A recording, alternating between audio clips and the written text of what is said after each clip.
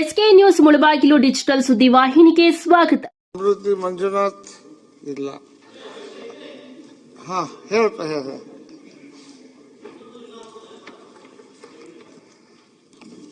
ಸನ್ಮಾನ್ಯ ಸಭಾಧ್ಯಕ್ಷೆ, ನನ್ನ ಕ್ಷೇತ್ರದ ಮುಳಬಾಗಿಲು ತಾಲೂಕು ರೈತರಿಗೆ ಅರಣ್ಯ ಇಲಾಖೆಯ ಕೆಲವು ಸಿಬ್ಬಂದಿ ವರ್ಗದವರು ಗಂಭೀರ ಅನ್ಯಾಯದ ಬಗ್ಗೆ ಸರ್ಕಾರದ ಗಮನ ಸೆಳೆಯಲು ಬಯಸ್ತೀನಿ. ಸನ್ಮಾನ್ಯ ಸಭಾಧ್ಯಕ್ಷರೇ, ಉತ್ತರ ಒದಗಿಸಲಾಗಿದೆ.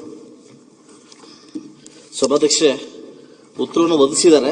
ಸುಮಾರು 4 ಬಾರಿ ಈ ಪ್ರಶ್ನೆ ಕೇಳಿದ್ದೆ. ಪುಣ್ಯ ಇವತ್ತು ನನಗೆ ಸಿಕ್ಕಿದೆ ನಿಮ್ಮ ಜೊತೆ ಮಾತಾಡಲಿಕ್ಕೆ. ನೀವು ಕರೆದು ನಾನು ಮಾತಾಡಿದಿರಿ, ಬಟ್ ಇವತ್ತು ನೇರವಾಗಿ ಮಾತಾಡ್ಲಿಕ್ಕೆ ಒಂದು ಅವಕಾಶ ಸಿಕ್ಕಿದ್ದಾರೆ. ಬಹುಶಃ ಎಲ್ಲೋ ಒಂದು ಕಡೆ ನಿಮ್ಗಿರ್ತಕ್ಕಂಥ ಸರ್ಕಾರದ ಬಗ್ಗೆ ಕಾಳಜಿ, ಸರ್ಕಾರದಲ್ಲಿ ಇದುವರೆಗೂ ಮಾಡತಕ್ಕಂಥ ಕಾಳಜಿ, ಎಲ್ಲೋ ಒಂದು ಕಡೆ ನಿಮ್ಮ ಗಂಭೀರವಾದಕ್ಕಂಥ ಏನು ಮುಂದೆ ವಿಷನ್ ಇದೆ, ನಿಮ್ಮ ಅಧಿಕಾರಿಗಳು ತಪ್ಪುದಾರಿಗೆ ಎಳಿತಾ ಇದ್ದಾರೆ ಅಂತ ನನ್ನ ಮನವಿ. ನಾನು ಎಕ್ಸ್ಪೆಕ್ಟ್ ಮಾಡಿದ್ದೆ.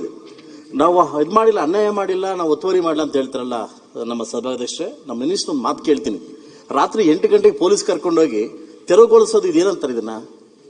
ಇದು ದೌರ್ಜನ್ಯ ಅಂತ ಕರೆಯಲ್ವಾ? ಇವತ್ತು ನಮ್ಮ ಉಸ್ತುವಾರಿ ಸಚಿವರಾಗಿರ್ತಕ್ಕಂಥ ಮಾನ್ಯ ಸುರೇಶ್ ಅವ್ರ ಜೊತೆಯಲ್ಲಿ KDP ಮೀಟಿಂಗ್ ಅಲ್ಲಿ ಜಿಲ್ಲಾಧಿಕಾರಿಗಳು ಮತ್ತು ನಾವು ಎಲ್ಲಾ ಶಾಸಕರು ಒಟ್ಟುಗೂಡಿ ಇದು ಅನ್ಯಾಯ ಆಗಬಾರ್ದು, ಸರ್ಕಾರ ಒಂದು ಆದೇಶ ಬರೋ ತನಕ ತಾವು ತಡೆಯಿಡಿ ಅಂತ DFO ಹೇಳಿದ್ರು ಕೂಡ ನಮ್ಮನ್ನ ಅತಿ ಮೀರಿ ನಾವು ಶಾಸಕರಿಂದ ಗೌರವ ಕೊಡದೆ ಅತಿ ಮೀರಿ ಒಂದು ದೌರ್ಜನ್ಯಕ್ಕೆ ಒಳಗಾಗ್ತಾರಲ್ವಾ, ಇದನ್ನ ಏನಂತ ಕರೀತಾರೆ? ಇದು ನನ್ನ ಮುಳಬಾಗಿಲು ತಾಲೂಕಿನ ಒಬ್ಬನ ಸಮಸ್ಯೆ ಅಂತ ನಾನು ಮಾತಾಡ್ತಾ ಇಲ್ಲ. ಇಡೀ ಕೋಲಾರ ಜಿಲ್ಲೆದ ಎಲ್ಲಾ ರೈತರು ಕೂಡ ಇದೇ ಸಮಸ್ಯೆ ಆಗ್ತಾ ಇದೆ. ಇವತ್ತು ಏನಾಗಿದೆ ಅಂತಂದ್ರೆ, ಇಡೀ ಸರ್ಕಾರನೇ ಒಂದು ಕಡೆ ಇದ್ದಾಗ ನಿಮ್ಮ ಅರಣ್ಯ ಇಲಾಖೆನೇ ಒಂದು ಕಡೆ ಇದೆ. 90-80 ವರ್ಷದಿಂದ ಅದಿಂದಿರ್ತಕ್ಕಂಥ ಜಮೀನುಗಳನ್ನ ಏಕಾಏಕಿ ಇದು ಅರಣ್ಯ ಇಲಾಖೆ ಬರ್ತಾ ಇದೆ ಅಂತ ಕಿತ್ಕೊಳ್ಳೋದು ಇದು ಯಾವ ಧರ್ಮ ಅಂತ ನಾನು ಪ್ರಶ್ನೆ ಕೇಳಕ್ ಬಯಸ್ತೀನಿ. ಇವತ್ತು ನನ್ನ ಕ್ಷೇತ್ರದ ಒಂದು ಊರು ಶೆಟ್ಬರ್ಟ್ಲ ಅಂತ ಒಂದು ಊರು, ಇವತ್ತು ಸರ್ವೆ ನಂಬರ್ 73-72ರಲ್ಲಿ ಗೋಮಾಳ ಜಮೀನು 22 ಎಕರೆ ಇದೆ. 90-80 ವರ್ಷಗಳಿಂದ ಕೊಟ್ಟಿದ್ದಾರೆ, ಗೋಮಾಳ ಜಮೀನು ಕೊಟ್ಟಿದ್ದಾರೆ, ಪಾಣಿ ಹೊಡ್ತಿದೆ, ರೈತರು ಅಧೀನದಲ್ಲಿದ್ದಾರೆ. ಅಲ್ಲಿ ಸ್ಕೂಲ್ ಇದೆ, ಒಂದು ಅಂಗನವಾಡಿ ಇದೆ, ಎಲ್ಲಾ ರೀತಿ ಇದ್ರೂ ಕೂಡ ರಾತ್ರಿ 8 ಗಂಟೆಗೆ ಹೋಗ್ಬಿಟ್ಟು ನಂದು ಅಂತ ಕಿತ್ಕೊಳ್ತಕ್ಕಂಥ ಧರ್ಮ ಇದೆಯಲ್ಲ, ಇದು ಯಾವ ಮಟ್ಟಿಗೆ ಸರಿ ಅಂತ ನಾನು ಕೇಳ್ತೀನಿ.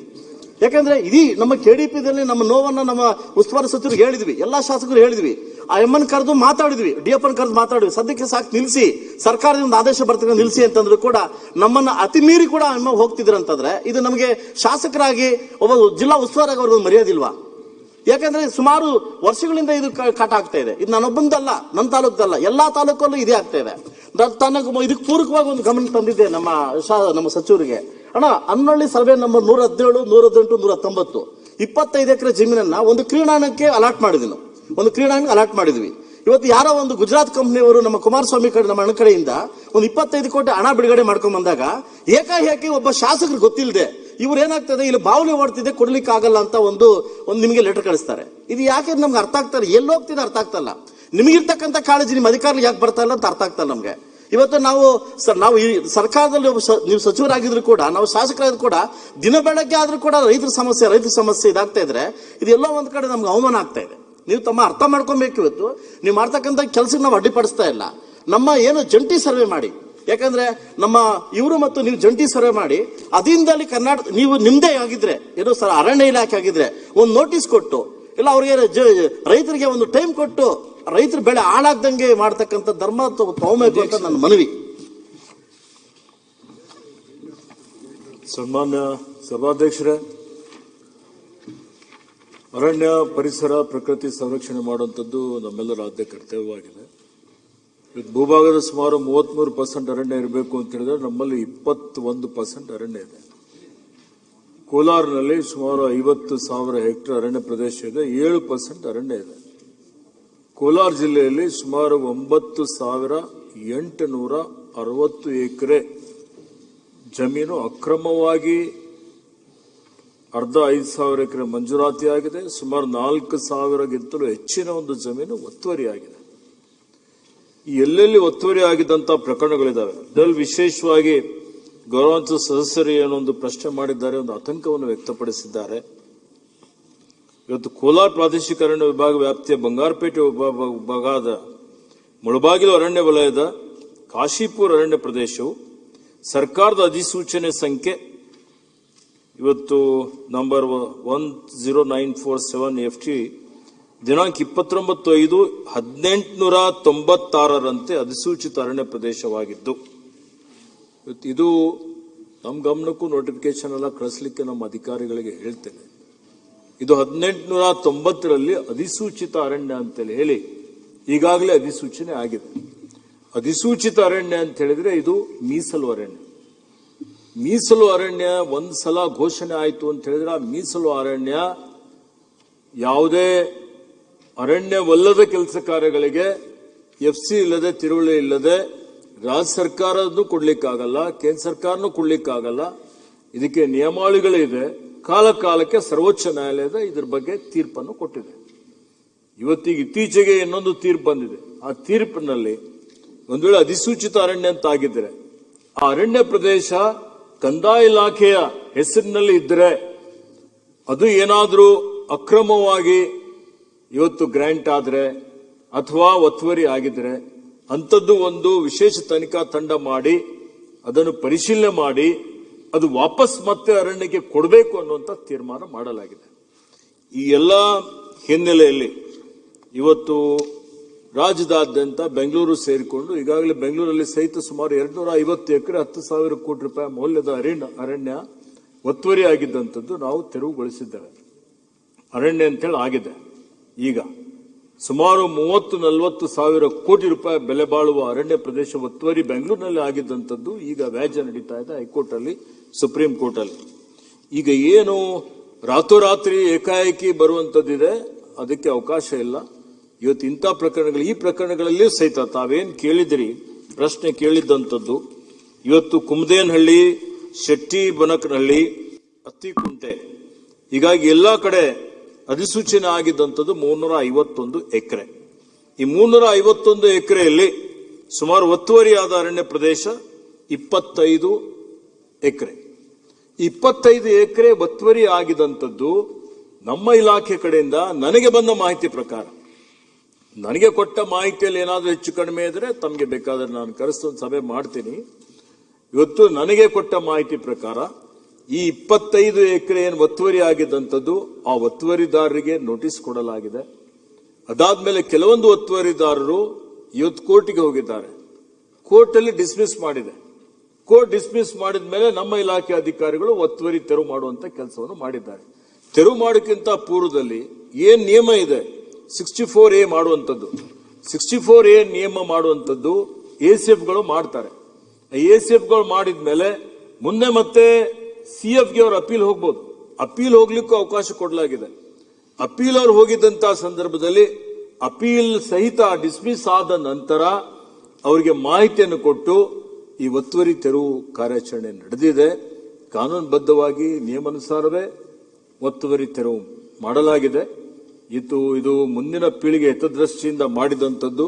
ಸುಮಾರು ರಾಜ್ಯದಲ್ಲಿ ಲಕ್ಷಾಂತರ ಅಂದ್ರೆ ಇವತ್ತು ನಾವು ಅರಣ್ಯ ಉಳಿಸುವಂಥದ್ದು ಬಹಳ ಅವಶ್ಯಕತೆ ಇದೆ.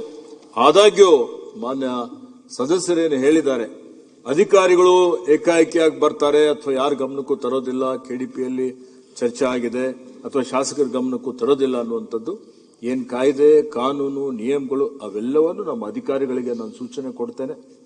ಇಂಥ ಪ್ರಕರಣಗಳಲ್ಲಿ ಮೊದಲೇ ಹೋಗಿ ಜನಪ್ರತಿನಿಧಿಗಳೇ ಇದ್ರ ಬಗ್ಗೆ ಮಾಹಿತಿ ಕೊಡಿ. ಇವತ್ತು ಕಾನೂನು ಮಾಡಿದಂತವ್ರು ಇವತ್ತು ನಾವೆಲ್ಲ ಇದ್ದೇವೆ. ಕಾನೂನಲ್ಲಿ ಏನಾದ್ರೂ ಬದಲಾವಣೆ ಮಾಡಬೇಕು ಅಂದ್ರೆ ಇಲ್ಲಿ ನಾವೇ ಮಾಡಬೇಕಾಗತ್ತೆ, ಅಥವಾ ಲೋಕಸಭೆಯಲ್ಲಿ ಮಾಡಬೇಕಾಗುತ್ತೆ, ಅಥವಾ ಸರ್ವೋಚ್ಚ ನ್ಯಾಯಾಲಯಕ್ಕೆ ನಾವೇ ಹೋಗಿ ಒಂದು ಅಪೀಲನ್ನು ಆಗುತ್ತೆ. ಅವರು ಕಾಯ್ದೆ ನಿಯಮ ಕಾನೂನು ರೀತಿಯ ಅತಿಕ್ರಮಣ ತೆರವು ನಡೆದಿದೆ. ಮತ್ತೆ ತಾವು ಹೇಳಿದ್ದೀರಿ ಸರ್ವೆ, ಜಾಯಿಂಟ್ ಸರ್ವೆ ಮಾಡಿದ್ದಾರೆ, ಜಂಟಿ ಸಮೀಕ್ಷೆನೂ ಆಗಿದೆ.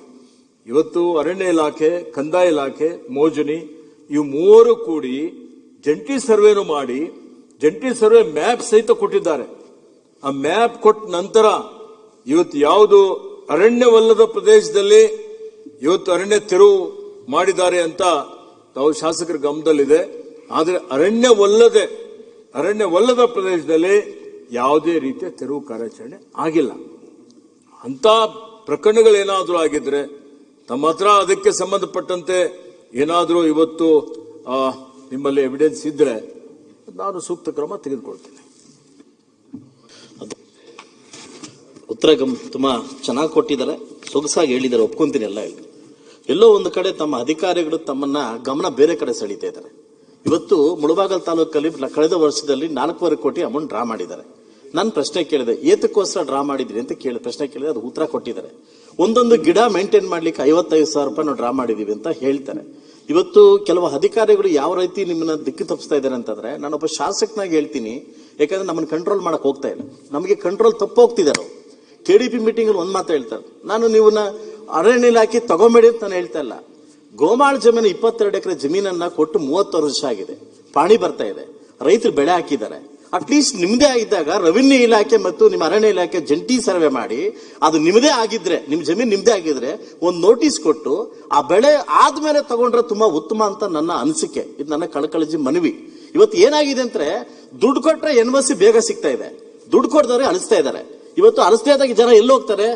MLA ಮನೆಗೆ ಬರ್ತಾರೆ. ನಾನು ಕೇಳಿದಾಗ ಈ ಆರೋಪ ಹೇಳ್ತಾರೆ DCF ಮನೆ ಕಣ್ಣಿಕ್ತಾರೆ, ಅವ್ರು ಕೊಡ್ತಾ ಇಲ್ಲ ಅಂತ. ಅವ್ರು ಕೇಳಿದ್ರೆ ಇವ್ರ ಮೇಲೆ ಹೇಳ್ತಾ ಇದಾರೆ. ಇದೇನಾಗಿದೆ ಅಂದ್ರೆ, ಇಬ್ರು ಹೆಣ್ಮಕ್ಳ ಜೊತೆ ಈ ಕೋಳಿ ಜಗಳ ಆಗ್ಬಿಟ್ಟಿದೆ ನಂತ. ಇವತ್ತು ಕೋಳಿ ಜಗಳ ಆಗ್ಬಿಟ್ಟಿದೆ. ದಯವಿಟ್ಟು ನಿಮಗೊಂದು ಕಳಕಳಿಜಿ ಮನವಿ ಇದೆ ಇಲಾಖೆ ಬಗ್ಗೆ, ಇಂಥದಕ್ಕೆಲ್ಲ ಗಂಭೀರವಾಗಿ ಪರಿಗಣಿಸಿ. ನಾನು ಎಲ್ಲೋ ಒಂದು ಕಡೆ 25 ಎಕರೆ ಜಮೀನಲ್ಲಿ ಕ್ರೀಡಾಂಗಣ ಬೇಕಂತ ತಗೊಂಡ್ಬಂದಿದ್ರೆ ನನ್ನ ಗಮನಕ್ಕೂ ಬರದೆ, ತಮ್ಮ ಗಮನಕ್ಕೆ ಬಂದಿದ್ದು ನಾನು ಕೊಟ್ಟಿದ್ದೀನಿ, ನನ್ನ ಗಮನಕ್ಕೂ ಬರದೆ ಇದು NOC ಕೊಡಲ್ಲ ಅಂತಂದ್ರೆ ಇದು ನಮ್ಗೆ ಏನ್ ಬೆಲೆ ಸಿಕ್ತಂಗೆ? MLAಗೆ ತಾವು ಒಂದು ಆಸೆ ಇದೆ, ಜನಪ್ರತಿನಿಧಿ ನಾವೆಲ್ಲೋಗ್ಬೇಕು, ಇಂಥದೆಲ್ಲ ಸರಿಪಡಿಸ್ಬೇಕಾದ್ರೆ ದಯವಿಟ್ಟು ಆದಷ್ಟು ಬೇಗ ಕೋಲಾರ ಜಿಲ್ಲೆಯ ಇಲಾಖೆ, ತಮ್ಮ ಇಲಾಖೆ ಇದೆ, ನಮ್ಮ ಎಲ್ಲಾ ಶಾಸಕರನ್ನು ಕರೆದು ಒಂದು ಮೀಟಿಂಗ್ ಮಾಡಿ ಕಟುಬದ್ಧವಾಗಿ ಇದನ್ನ ಪರಿಗಣಿಸಬೇಕು ಅಂತ ತಮ್ಮಲ್ಲಿ ಕಳಕಳಿಯಾಗಿ ಮನವಿ ಮಾಡ್ತೀನಿ. ಸನ್ಮಾನ್ಯ ಸಭಾಧ್ಯಕ್ಷರೇ, ಅರಣ್ಯ ಇಲಾಖೆಯಲ್ಲಿ ಯಾವುದೇ ಅಕ್ರಮಕ್ಕೆ, ಯಾವುದೇ ಅವ್ಯವಹಾರಕ್ಕೆ ಆಸ್ಪದ ಇಲ್ಲ. ಇವತ್ತು ತಾವೇನು ಹೇಳ್ತಾ ಇದ್ದೀರಿ, ಮರ ಬೆಳೆಸಲಿಕ್ಕೆ, ಗಿಡ ಬೆಳೆಸಲಿಕ್ಕೆ, ಪೋಷಣೆ ಮಾಡಲಿಕ್ಕೆ ಅಕ್ರಮ ಆಗಿದೆ, ಅವ್ಯವಹಾರ ಆಗಿದೆ, ದುಡ್ಡು ಎತ್ತಿದ್ದಾರೆ ಅಂತ ಹೇಳಿ ಇಲ್ಲಿಯವರೆಗೆ ನನಗೆ ದೂರು ಬಂದಿಲ್ಲ. ತಾವು ದೂರು ಕೊಟ್ರೆ ನಾನು ವಿಶೇಷ ತನಿಖಾ ತಂಡದಿಂದ ತನಿಖೆ ಮಾಡಿಸ್ತೀನಿ. ತನಿಖಾ ವರದಿ ಆಧಾರದ ಮೇಲೆ ತಪ್ಪು ಮಾಡಿದ್ರೆ ಖಂಡಿತವಾಗಿಯೂ ಇವತ್ತು ಅರಣ್ಯ ನಾನು ಅಂತ ಅಧಿಕಾರಿಗಳ ಮೇಲೆ ಯಾರ್ಯಾರು ಆ ತಪ್ಪಿನಲ್ಲಿ ಅಕ್ರಮದಲ್ಲಿ ಶಾಮೀಲಾಗಿದ್ದಾರೆ ಅಂತವ್ರ ಮೇಲೆ ಕ್ರಮ ಜರುಗಿಸ್ತೇನೆ.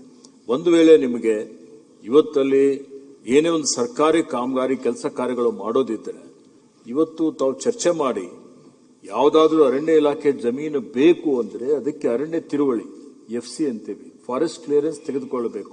ಅದು ಬರೀ ರಾಜ್ಯ ಸರ್ಕಾರದ ವ್ಯಾಪ್ತಿಯಲ್ಲಿ ಬರೋದಿಲ್ಲ. ನಮಗೆ ಪರಿವೇಶ್ ಪೋರ್ಟಲ್ ನಲ್ಲಿ ಹಾಕಿದ ಮೇಲೆ ಪರ್ಯಾಯ ಜಮೀನು ಕೊಟ್ಟು ಕಾಂಪನ್ಸೇಟರಿ ಅಫಾರೆಸ್ಟೇಷನ್ಗೆ ದುಡ್ಡು ಕಟ್ಟಬೇಕಾಗ್ತದೆ. NPUಗೆ ದುಡ್ಡು ಕಟ್ಟಿ ಅಲ್ಲಿಂದ ನಾವು ಕೇಂದ್ರ ಸರ್ಕಾರಕ್ಕೆ ಪ್ರಸ್ತಾವನೆ ಸಲ್ಲಿಸಿ ಪರಿವೇಶ್ ಪೋರ್ಟಲ್ ಇಂದ ಸ್ಟೇಜ್ 1 ಅಪ್ರೂವಲ್ ತೆಗೆದುಕೊಂಡು ಆ ಅರಣ್ಯ ಭೂಮಿಯನ್ನು ನಾವು ಸರ್ಕಾರಿ ಕೆಲಸ ಕಾರ್ಯಗಳಿಗೆ, ಅಭಿವೃದ್ಧಿ ಪರ ಯೋಜನೆಗಳಿಗೆ ಉಪಯೋಗ ಮಾಡಿಕೊಳ್ಳಲಿಕ್ಕೆ ಸಾಧ್ಯ ಆಗ್ತದೆ. ಆ ದೃಷ್ಟಿಯಿಂದ ನಮ್ಮ ಇಲಾಖೆ ಅಧಿಕಾರಿಗಳಿಗೆ ನಾನು ಇವತ್ತು ಮಾಹಿತಿಯನ್ನು ತಮಗೆ ಕೊಡಲಿಕ್ಕೆ ಹೇಳ್ತೀನಿ. ಸ್ಟೇಡಿಯಂ ಏನಿದೆ, ಫ್ಲಡ್ ಲೈಟ್ಸ್ ಡಿಸ್ಟರ್ಬ್ ಮಾಡ್ತದೆ ಅನ್ನುವಂಥದ್ದು ವೈಲ್ಡ್ ಲೈಫ್. ಅಲ್ಲಿ ನಿಮ್ಮಲ್ಲಿ ಬ್ಯಾಟ್ಸ್ ಅಂತಿದೆ, ಆ ಬ್ಯಾಟ್ಸ್ ಅನ್ನುವಂತ ಒಂದು ಏನು ಇದೆ ಅದಕ್ಕೆ ಡಿಸ್ಟರ್ಬ್ ಮಾಡ್ತದೆ ಅನ್ನುವಂಥದ್ದು ತಜ್ಞರ ಒಂದು ವರದಿ. ಆ ವರದಿ ಆಧಾರದ ಮೇಲೆ ನಮ್ಮವರು NOC ಕೊಟ್ಟಿಲ್ಲ. ಆದರೂ ತಮಗೆ ಕರೆಸ್ತೀನಿ, ಬೇಕಾದ್ರೆ ಒಂದು ಚರ್ಚೆ ಮಾಡೋಣ, ಅದಕ್ಕೆ ಯಾವ ರೀತಿಯಲ್ಲಿ ಪರಿಹಾರ ಕಂಡುಕೊಳ್ಳಲಿಕ್ಕೆ ಪ್ರಯತ್ನ ಮಾಡೋಣ. ಅಧ್ಯಕ್ಷೆ, ತಾವು ಕೋಲಾರ ಜಿಲ್ಲೆಗೆ ಬಂದು ಎಲ್ಲಾ ಶಾಸಕರನ್ನು ಕರೆದು, ಎಲ್ಲಾ ಶಾಸಕರನ್ನು ಕರೆದು 69 ಪರಿವರ್ತನೆ ಮಾಡ್ಬಿಡಿ.